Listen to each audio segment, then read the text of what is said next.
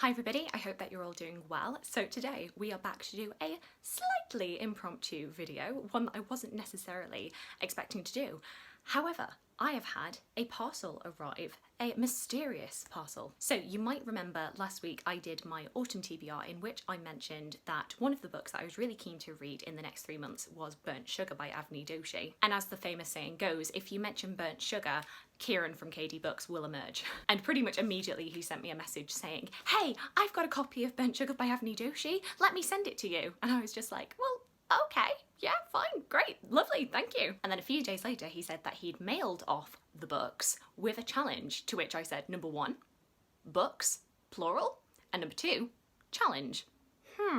What's that about? Fast forward to today and the gifts have arrived and the challenge or the scavenger hunt has emerged. He also sent a little card which explains, enclosed are some wrapped books. To unwrap them, you must unlock them by completing a scavenger hunt.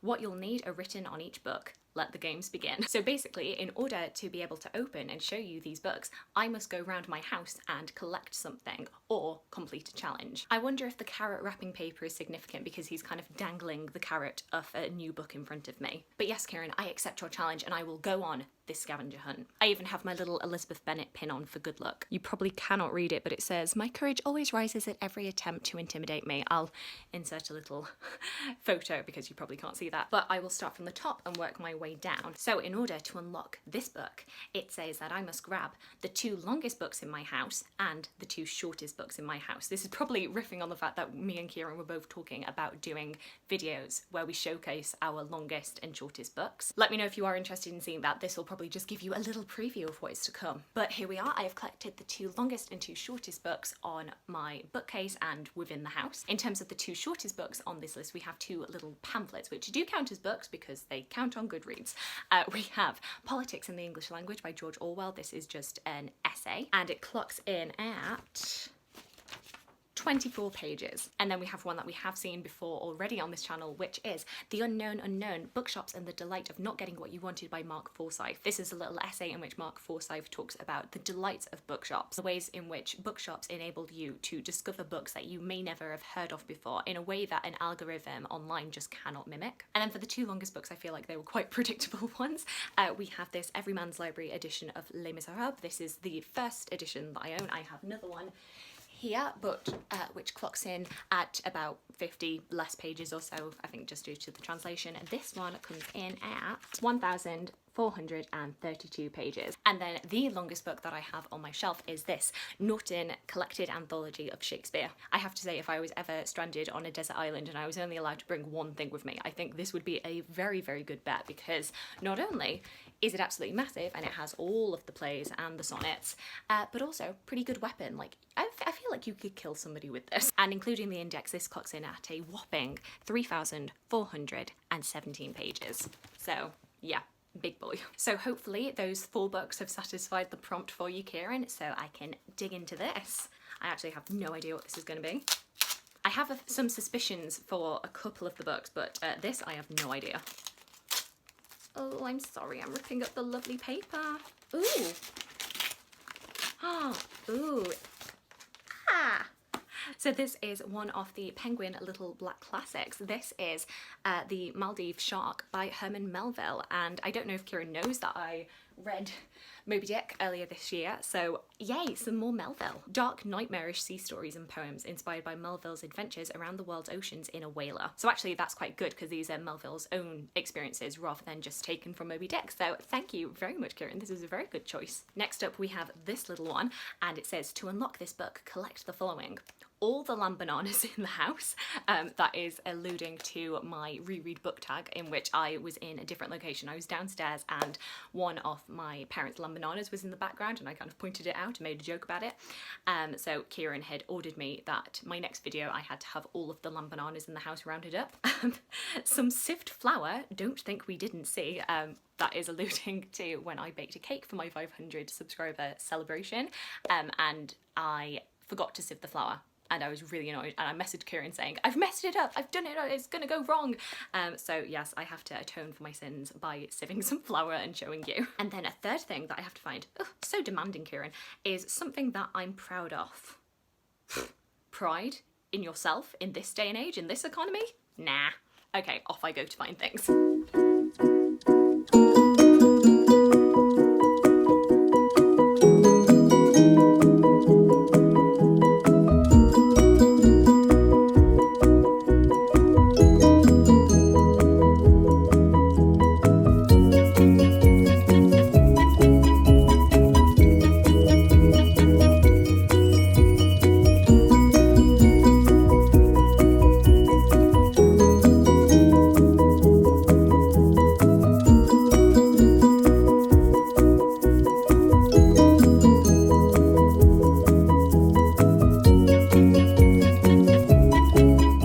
Okay, I am back. As per Kieran's demand, I have corralled all of the lamb bananas. I will set them behind me because otherwise my mum is going to watch this and she's going to go spare at the fact that I'm holding them in such a precarious manner.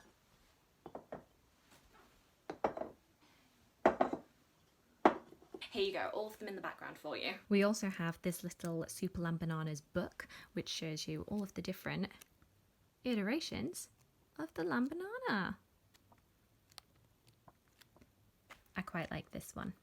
And I have inserted a clip showing you the sieved flour. And then the third thing, which was something I'm proud of, which like I say, what do I have that I'm proud of? I don't know. However, I am pretty proud of this. This is my master's dissertation. I posted the other day on Instagram that it had been officially 1 year since I handed in my master's dissertation, and to be honest, probably the peak of my life. I have not done anything so good since then. But yes, this was my master's dissertation, which was all about history musicals. Basically like the evolution of musical theatre productions which deal with either a historic person or a historic event that actually happened. And yeah, I focused in on Hamilton, Six the Musical and Come From Away, though I also talked about other musicals like Les Mis, Miss Saigon, Titanic, etc. I've been really highly considering doing a video about the things that I studied at university and like the books that I had to read for university, because I've seen that as a video idea floating around and I really enjoy hearing what other people did at university and what they studied. So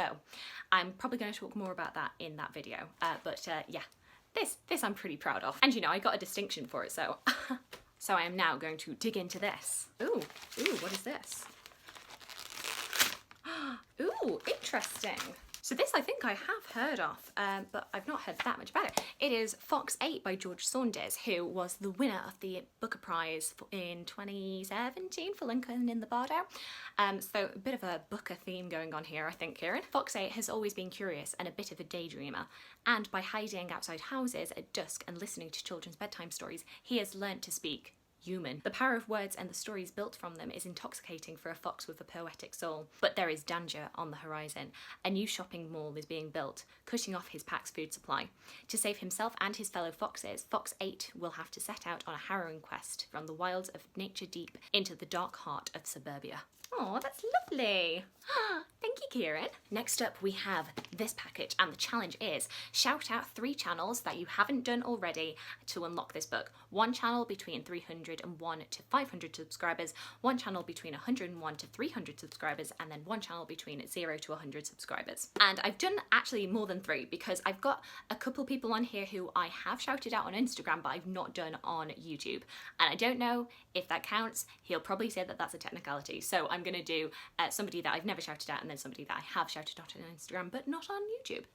So first up, I am going to shout out Gabriel Armstrong. I came across their channel about a week or 2 ago and absolutely loving it so far. He's really, really funny. He reads a mix of books, and also in one of the first videos that I saw, which was the mid-year book freakout tag, he mentioned Hamilton, Madeline Miller, the Emily Wilson translation of the Odyssey, and Lindsay Ellis. So, you know, a whole heap of people that I love. Next, I am going to recommend Zim Reads, who at the time of filming has just hit 100 subscribers, so just sneaks in there. This is a channel that I saw Kieran recommending last week, and he is most notable for doing his videos, his video reviews of the Booker longlist. And his reviews are just really, really engaging, really informative. Next up, I am going to recommend Gunpowder Fiction and Plot. This is a channel run by 2 people, Scott and Nell, who are absolutely lovely. They have really, really great book recommendations and also really kind of spice things up by by doing book challenges. For example, I know Nell is really wanting to focus on diversifying her reading over the next year. And I also recently watched Scott's wrap-up video where he talked about reading all of his favourite booktubers' favourite books so far this year and what he thought of those books. And then next I want to recommend Jen the Librarian. Jen focuses primarily on LGBTQ fiction as well as classics and literary fiction. I really enjoy her videos because she's just got such a calming manner. I also want to recommend Aoife from Pretty Polka Dots. She mainly focuses on contemporary fiction, but I also really wanted to highlight her video about books that I would put on the curriculum because that was an absolutely fantastic video and I really highly recommend that you watch it. So in we go. I think this will be burnt sugar if I'm not mistaken.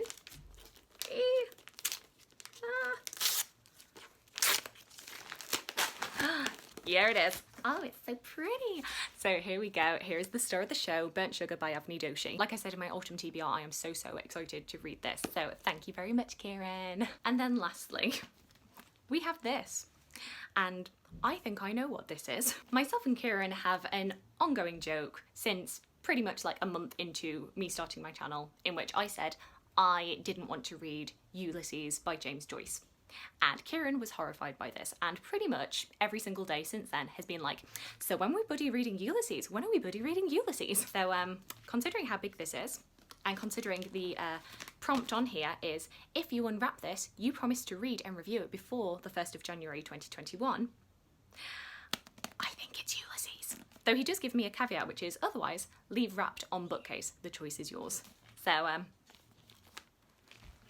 no, not going to do that to you. I, Charlotte of Coynie Read, solemnly swear that I will read Ulysses with you, Kieran, okay? But only if you promise to read Les Mis. That's the deal. So let's go.